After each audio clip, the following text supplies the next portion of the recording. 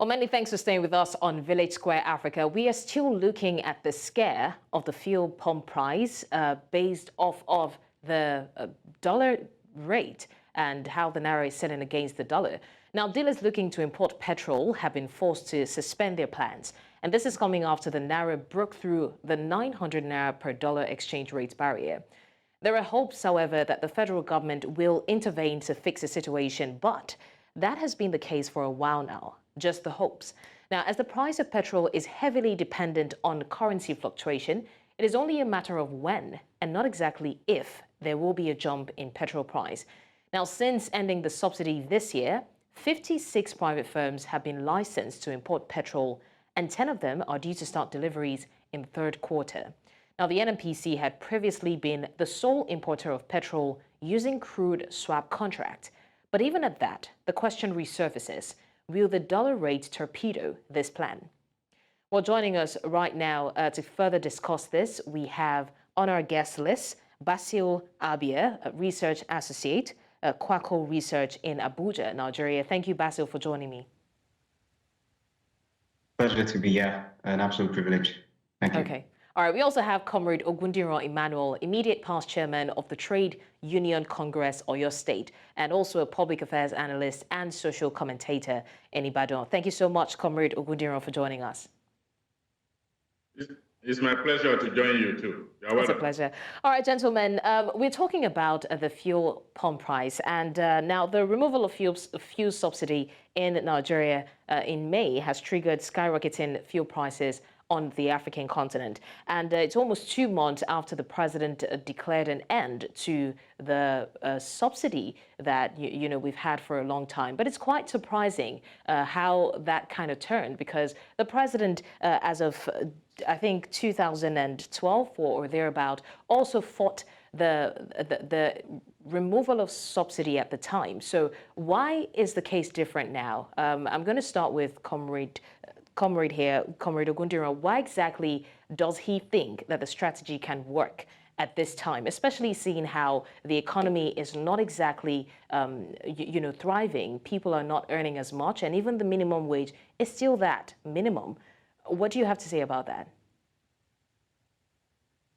What if it is the statement of the NRC chairman on the strike? It's always the weapon of last resort. The government we are having today seems not to have the love of Nigerians at heart. And therefore, look at the Nigerian economy. It's mainly being ruled by the fixed income earners. And the fixed income earners are majorly in the organized labor. Whatever tampers with them, tampers with the economy. And therefore, the organized labor cannot keep quiet. I believe it will work. Look at what is happening. It's over 2 months now that President Bola Ahmed Tinubu has been there. He has reduced drastically, if not next to zero, the disposable income of an average Nigerian worker. And that is why the economy is looking like it's collapsing, unless we are deceiving ourselves. This is the monoculture economy. We depend solely on, or largely, let me put it like that, largely on petroleum as our means of exportation that gives us the foreign exchange. And what do we have now? When we have nothing to back it up, you see the Naira falling. And once the Naira keeps falling, you wouldn't blame the importers as such. They will sell whatever they buy, although a lot of them are Shylock anyway. But I believe if the Nigerian labor movement did not come out to speak the way they are speaking, this government, we are not sure they are really prepared to govern. And therefore, I'm saying it could work. The strike notice, if government does nothing, I don't know in any economy of the world where commodities like this are left entirely to the interaction of forces of demand and supply. My take. All right, thank you so much for that, Comrade. And now, before I go straight to Basil, in the course of this conversation, we're going to be having Ukadike Chinedu, the National Public Relations Officer of IPMAN, join us to also give us his own take. Now, we have heard that there are no current plans to increase fuel pump price, but what we have not heard are measures to be taken to avoid such from happening. Basil, what do you think? Do you think that if the situation continues like this, then it is inevitable that the pump price will increase, regardless of what they say?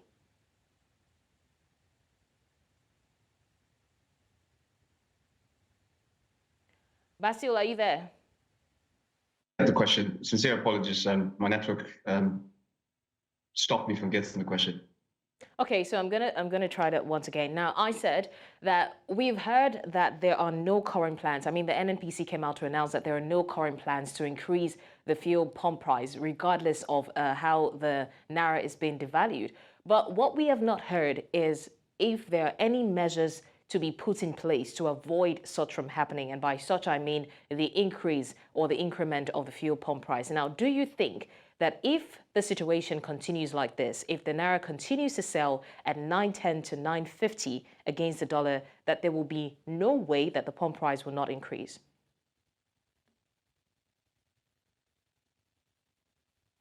Basil, did you get the question?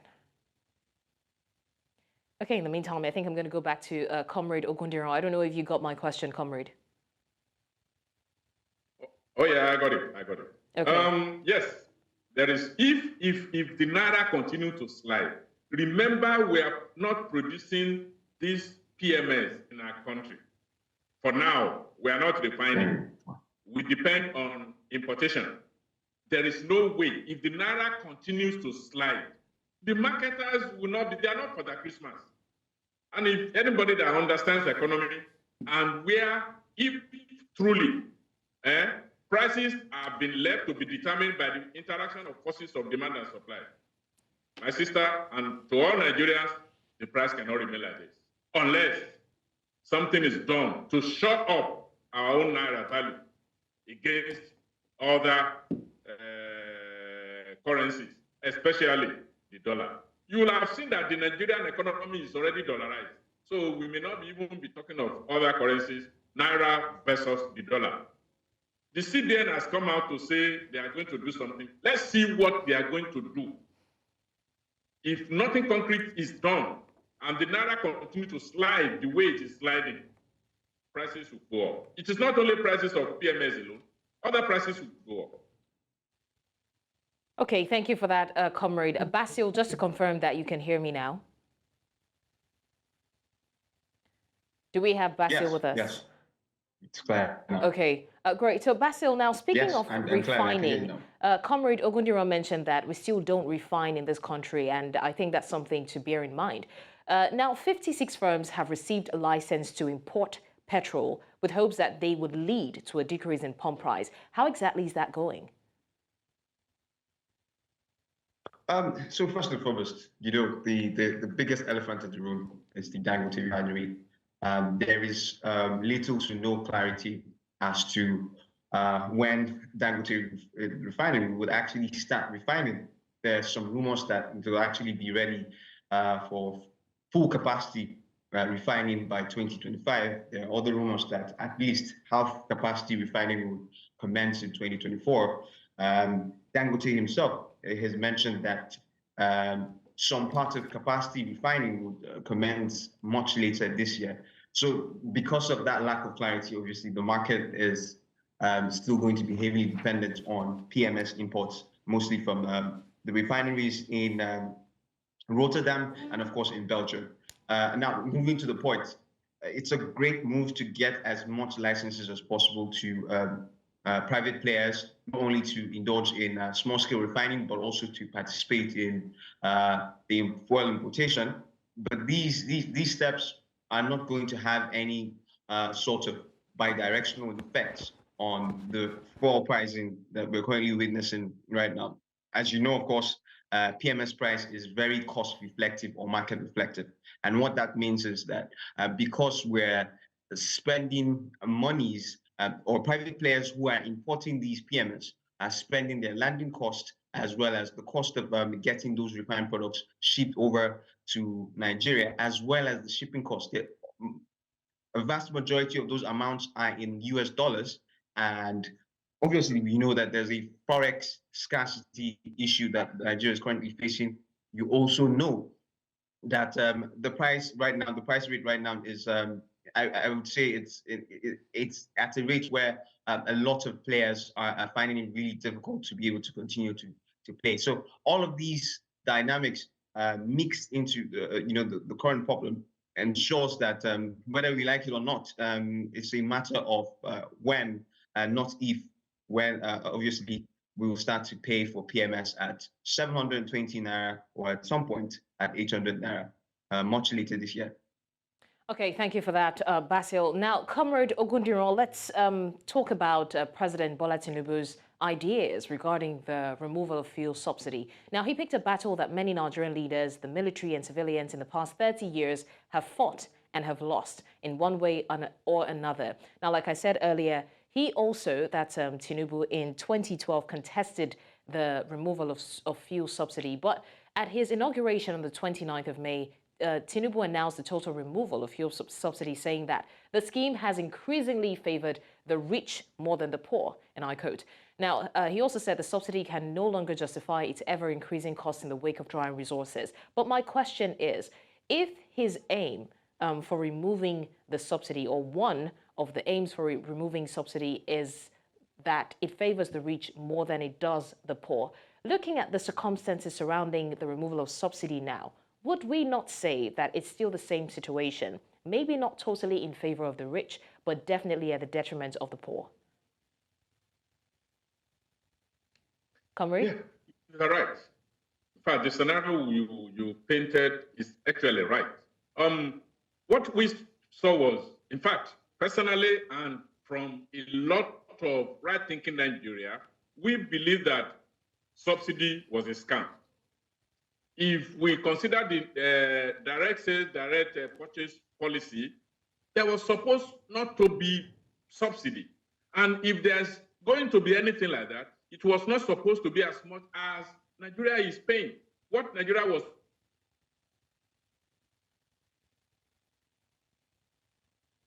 Comrade Ogundiro, are you there? paying was so humongous that he is crippled in tune with the, if there's anything like that. Unfortunately, is Okay, I think we're having a bit of network issues with Comrade Ogundiro. But Basil, okay. Comrade, can you hear me? prepared. Comrade Ogundiro, can you hear me? What is, yeah, hello? Yes, your network was sort of buffering. I just want to be sure that you can hear me clearly. Yeah, I think a call was trying to come in. But can you hear me now? Are we good, Comrade? Okay, while we wait for Comrade. Basil, can you chip in on that situation? Did you get the question? Please repeat again. Sorry. Okay, so basically, let me just try to summarize it. Now, I'm saying that Tinubu, in his address at his swearing-in, said that one of the reasons he's going to take out fuel subsidy is that, amongst many others, is that it favors the rich more than it does the poor. But looking at the situation surrounding this, the circumstances surrounding it, won't we say that it's still the same situation? Isn't this maybe not necessarily favoring the rich, but isn't this affecting the poor? Well, there's absolutely no doubt about the fact that the removal of subsidies on PMS imports, especially, has decimated the outcomes. The outcomes are very dire. The consequences not only felt heavily by the poor, but even the rich as well. No doubt about that. But let's look at it from a market-based perspective. First and foremost, Nigeria is a very poor country. We have a large number of Nigerians that are multi-dimensionally poor, and I'm talking about 133 million Nigerians in that number, based on the multi-dimensional poverty index that was carried out by the National Bureau of Statistics, NBS, last year. So it's already an established fact that we have a poor population. When after 53 years of maintaining a subsidy on PMS imports. That's obviously the timeline or the duration. You have to be able to wean off the population from thinking that it is expected that PMS or energy consumption would be heavily subsidized. So President Bola Tinubu's approach has not been to look for surgical ways to wean us off. And I'm going to use a very good metaphor here, as a nursing mother, when the first 2-3 months, when you're trying to get the lactating infant to stop taking breast milk, you try some studied methods, to ensure that that infant stops taking. And sometimes it works, sometimes it's even much harder. That's the same situation we're having with Nigerians.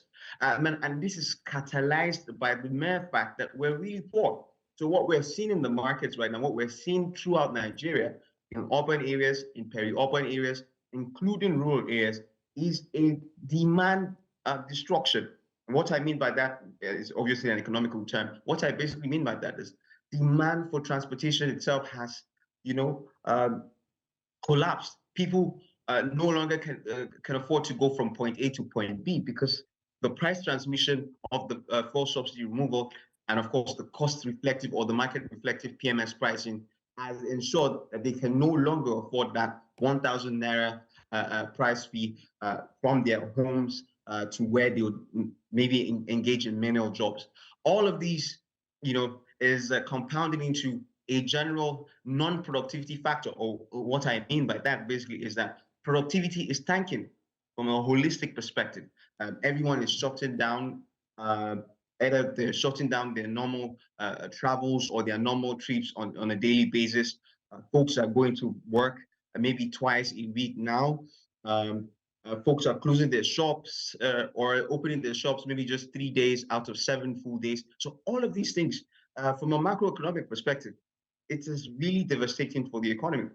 And so what I think the approach that should have been followed was to wait a bit before the full removal of the PMS. And during that process, not only build public trust with some certain steps, for instance, like ensuring that the size of government will be cut down by at least 25%, ensuring that the Oronsaya report will be adhered to in terms of, the numbers of MDAs that we have. There are more than 800, which is not sustainable for the kind of country that we're working with. And then thirdly, build a very robust framework as to how we would be able to carry out the remedial measures. And so if you look at the statistics, most Nigerians spend their monthly earnings or their monthly income on food and transportation.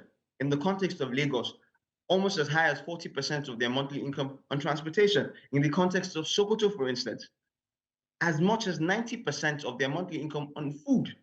So when this price transmission effect, when you look at the way the price transmission effect is working, you realize that your remedial measures should be able to find ways to ensure that food is cheap and transportation is either public mass transit based or at the very much quite affordable. Now, we have not done that. There have been announcements about remedial measures. Nothing of such has happened. But my approach, as I said, was to wait maybe 5 months. Obviously mentioned, because I think that one of the intentions of that speech during the inauguration, saying that it was going to remove subsidy, was to spell out to international investors, foreign portfolio investors, and foreign direct investors, and the international community that, look, we're going to remove subsidy, we're going to boost productivity because we're no longer burdening our public boss with our very huge, humongous subsidy bill, which obviously spells some form of confidence to the international community, especially a Western-centric international community that wants us to function based on almost free market, like a full free market economy, or something very similar to the economic framework that underpins the United States of America and Canada, of course. So it was, I think, partly a ploy to be able to get some form of confidence from FPI investors and FDI investors. However, it wasn't planned well. You needed to give yourself a window of 5 months. You needed to build public trust. Secondly, you needed to design very practical remedial and palliative measures that ensured that we had public mass transit heavily democratized and decentralized throughout throughout urban and peri-urban areas, and also ensure that non-tariff barriers and foreign exchange restrictions on food importations were removed so that we could have an influx of food imports to manage the inflation numbers. Right. As you know, inflation numbers from MBS just dropped about 2 hours ago from the MBS. Okay. It's really, really bad. 24.08% headline inflation and food inflation of about 26%. So Okay. we are in crisis mode right now. All right, Basil, thank you so much for that breakdown. And now, before we go further, we have joining us Ukadike Chinedu, who I earlier mentioned, the National Public Relations Officer of Independent Petrol Marketers Association of Nigeria. Thank you, Ukadike, for joining us. Yeah, thank you very much. It's a pleasure. Okay, I think I'm just going to go straight to directing my question at you, Ukadike. Now, earlier, Basil mentioned something that the biggest elephant in the room is the petrol pump price. But I think I beg to differ. I think the biggest elephant in the room is that the consumers are not earning enough. The biggest elephant in the room is how much the minimum wage is currently. All these adjustments are made, but no adjustment to the minimum wage. What do you think about that? Ukadike. It's not only consumers. We also, the independent marketers, we're also taking the brunt of it. This petroleum product, 45,000 liters of petroleum product, as I did well before, we spend close to like 8.1 million naira to be able to buy 45,000 liters of petroleum product. But now we're spending 25.57 to be able to also buy that same 45,000 liters of petroleum product. Because you have seen that a lot of money is involved, and the bank's charges and all the rest of them also is accruing to this. So I keep on wondering the essence of this subsidy removal when we are not yet ready to put all the procedures, all the processes together to be able to ensure that Nigeria don't suffer this thing so much and all the rest of them. Because if you're talking about the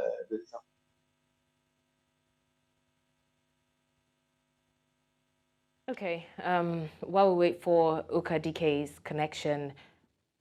Now, Basil made mention of something, and that will link me to you, Comrade Ogundiro. Now, he talked about the Dangote Refinery, which seems to be something that the whole of Nigeria at this point is heavily dependent on. But at this point in time, they're not yet up and running.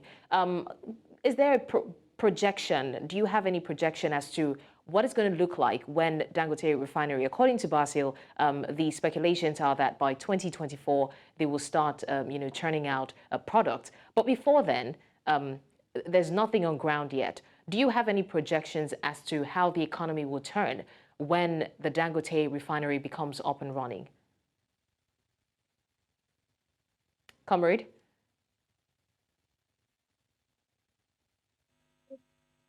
Comrade, your device is muted. Could you please unmute?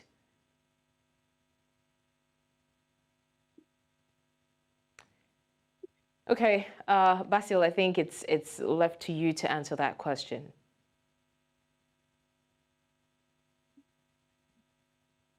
Basil, can you hear me? Yes, you're very audible. You're very audible.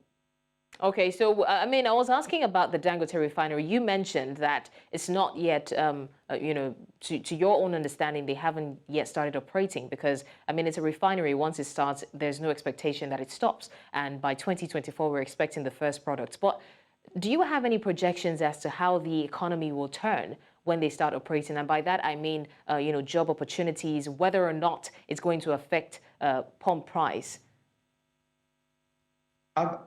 It's not. I'm not going to give a certain answer because a lot of information is not available.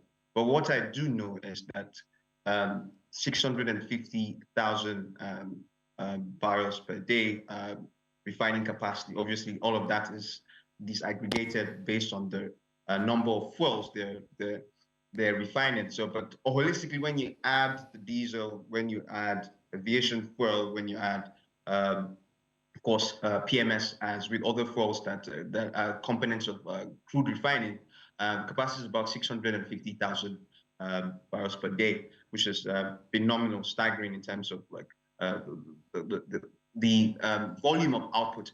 However, what I do know is that supply levels for PMS will definitely increase. I think at some point, probably 3 years after full production, we will have a situation where PMS supply would actually surpass PMS demand. But here's the problem. There's no clarity as to whether that will also affect pricing. Because remember I said, pricing is now cost reflective because there's no form of subsidy whatsoever in that particular value chain. So global oil prices, if they continue to stay high as they are, if they hover between $70 per barrel to $90 per barrel, in global crisis period, even as much as $140 per barrel, that's a big problem for us, the domestic consumers, because there will be a price transmission. And then if our Naira isn't strong enough in the coming years, if the Naira is still about 1,000 against the dollar, for instance, in the next 3 years, or the next 5 years, or just more than 1,000 Naira per dollar, you're going to have a situation where a combination of the price transmission of the global oil prices, which is a very huge dynamic, especially as you're using the feedstock for your refining capacity and refining production, of course.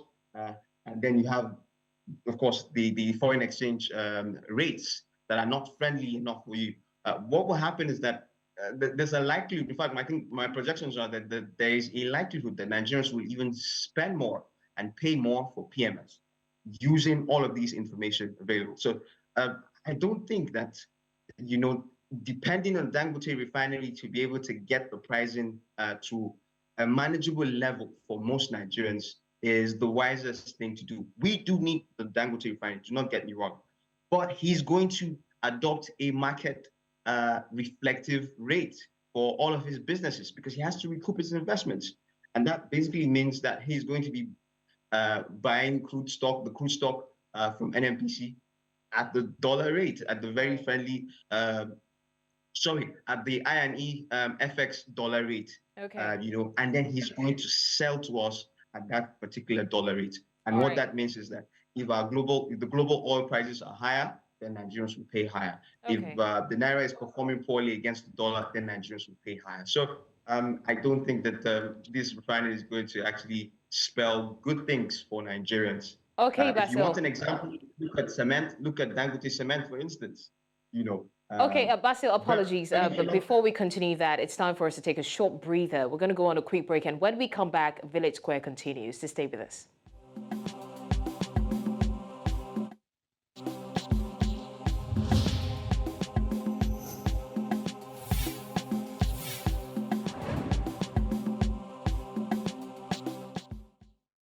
Thanks for staying with us on the program. This is still Village Square Africa, and we're talking about the fuel pump price and the scare of the dollar rate. Now, some independent marketers who have started contemplating the import of fuel have also started contemplating a halt to that process because of the prices, of course. And of course, I still have my guests with me who are helping me understand this issue better. Comrade Ogundiran, I also have Basil Abia and Ukadike Chinedu. Thank you, gentlemen, for still being with us. It is an absolute privilege. Yeah. All right. Now, I'm going to ask Ukadike Chinedu as the public relations officer for IPMAN. Now, we understand that IPMAN is urging President Tinubu to consider the use of compressed natural gas, that is the CNG. How effective do you think that will be if he hits that advice? PNG and LPG are alternatives to energy.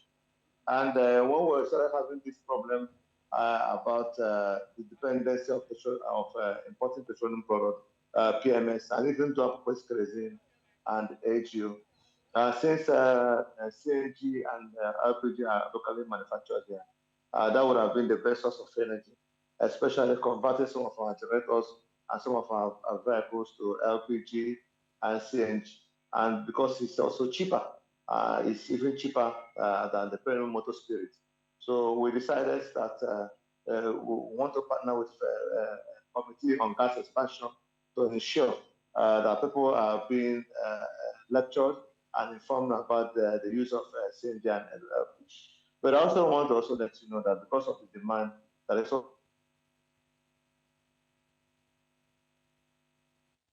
Ukadike, are you there? also on LPG and. Can you hear me? Okay. Well, I think he was trying to explain, the IPMAN's suggestion to President Tinubu regarding the use of compressed natural gas. But I'm hoping that we can still have him back to continue that because, okay, Ukadike, can you hear me? Yeah, I'm hearing you now. Okay, please go ahead. Like what I just said, that is not the issue. The issue is how do you have a permanent problem to stabilize the supply of premium motor spirits in the country. These are the things we can locally produce here in this country. The issue of sending our crude abroad and getting it now refined and sent back to us as a finished product is disheartening. It's a total sabotage to the economy of this country. And we have 4 refineries up to now. The federal government have not given a matching order that the refineries should be working. I also want to let you know that only the cost of vessel marine transportation can even make a petroleum product more higher than any other thing. Before, the daughter vessels here are being hired at $70,000, per a trip. Now it's almost $210,000 per a trip, and me and you are still paying this money. So the essence of running to CNG and LPG will also put pressure, and you will find out that the prices will also go up.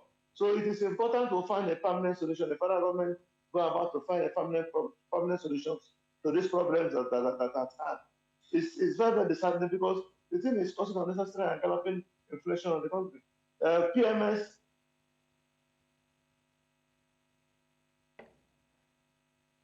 Okay. Ukadike, can you hear us? Okay, while we wait for that, I'm quickly going to ask Basil now. I want you to very quickly walk us through. We would like to know if the country, and that's a big if the country can survive this period of fuel subsidy removal, considering the dollar rate, what benefits will this have, or will Nigeria get from the removal of subsidy? What are the benefits? So the first benefit is, I have said many times in my writings, we also just released our macroeconomic outlook early yesterday. The first benefit obviously means that there's more monies that we can now center towards infrastructure development. Capital expenditure would have far more monies than before as well, and would even be able to be more comfortable and flexible with meeting our debt obligations. What happened prior to the removal of subsidy 2 or 3 months ago was a situation where a vast majority of our earnings, our foreign exchange earnings from oil exports, from crude oil exports, the vast majority of those monies, NMPC could not transmit back to the government coffers. NMPC taking those monies and then use it to pay huge or humongous subsidy bills, and that happened every single quarter. So there were concerns about opacity, but most important thing is, like, I'm not even trying to cut some slack off the NMPC, but they had to pay for those subsidies, and that meant that the past administration, for instance, had to look for other means of ensuring that we are able to cover our budget. Could you please summarize very quickly? Deficit. Could you summarize very quickly? Yes. So the benefit basically is that we'll be able to meet our debt obligations the far much easier way. And secondly, we would have more monies that we can center for infrastructure development, especially when it comes to capital expenditure in our future budget.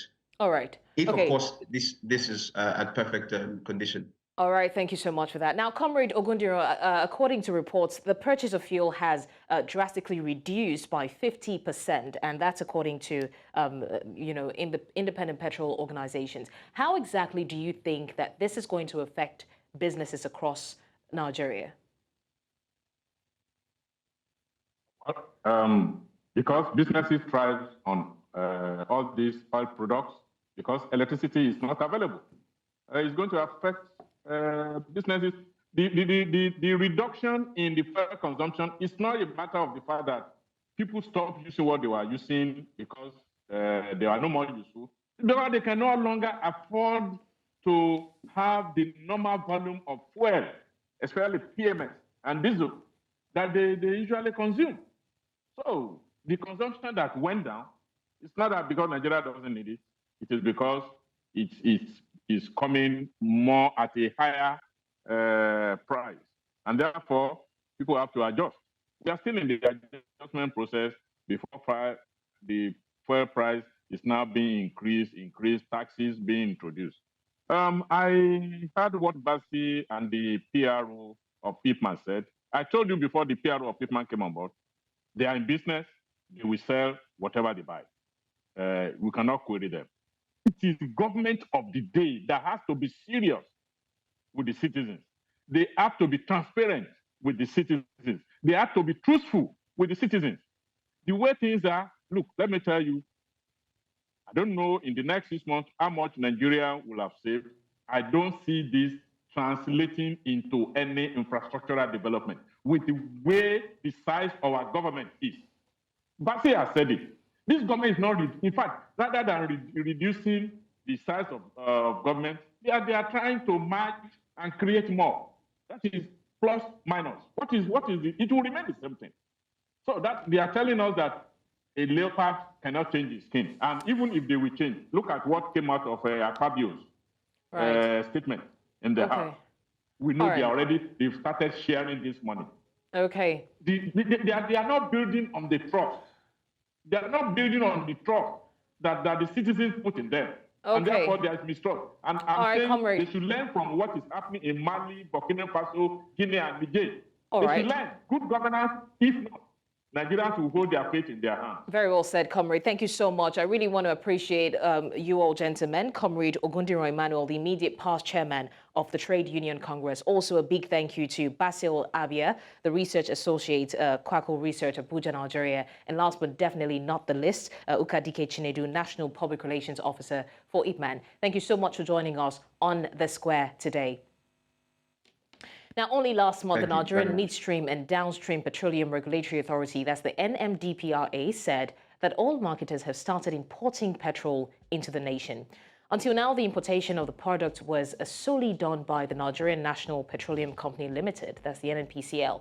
At the stakeholders' engagement in Lagos, the Chief Executive Officer of the NMDPRA, Farouk Ahmed, said that of the 56 oil marketing companies that applied for licenses, 10 have demonstrated commitment, while 3 have imported fuel into the nation. Now, it is hoped that the rest of them can continue the importation, and hopefully that will have a little bit of an effect, a positive effect, so to speak, on the fuel pump price. Thank you so much for joining us on The Square today. Join us again next time on News Central Television as we bring you headline stories across the African continent. This was Village Square Africa. My name is Blessings Mosugu.